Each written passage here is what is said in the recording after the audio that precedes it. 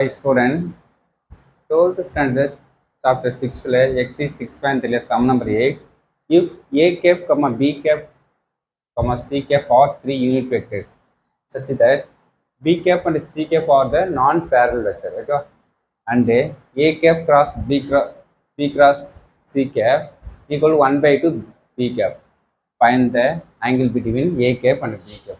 ABC three நான் three units கொடுத்துட்டாங்க. ஏவுக்கும் ஏ கேப்புக்கும் சிக்கும் உள்ள ஆங்கிள் பிட்வீன் தான் கேட்குறாங்க. ஏவுக்கும் சிக்கு மட்டும் தான் ஆங்கிள் பிட்வீன், ஓகே. பியும் சியும் பேரலில் ஏவுக்கும் சிக்குள்ள ஆங்கிள் பிட்வீன் எந்த ஆங்கிளில் இருக்கும் வேல்யூஸ் கேட்குறாங்க. சரி, ஓகே. கொடுத்துற கண்டிஷனை ஃபைன் பண்ணலாம். A cap cross B cap cross C cap equal to 1 by 2 B cap. Just explain three vector தான் எக்ஸ்பிளைன் தெரியும்.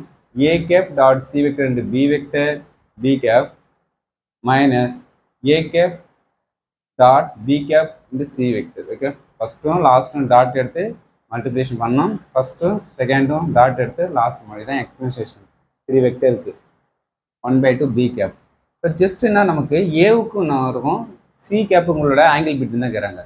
அப்போ நெக்ஸ்ட்டு நமக்கு பி கேப் கோஎஃபிஷியன்ட் மட்டும் ஈக்குவல் பண்ணேன். ஈக்குவலிங் கோஎஃபிஷியன்ட் பி கேப் மட்டும் ஈக்குவல் பண்ணுறீங்க. அப்போ left hand side B cap coefficient A dot C இருக்குது. இந்த பி கேப் 1 by 2. இப்போ ஏ டாட் பிக்கு நம்ம general definition modulus of A modulus of B. இப்போ modulus of A cap modulus of C cap cos theta into 1 by 2. டாட்னா cos வரும், கிராஸ்னா cos sine theta வரும், ஓகே. இது என் கேப் வரும், ஓகே.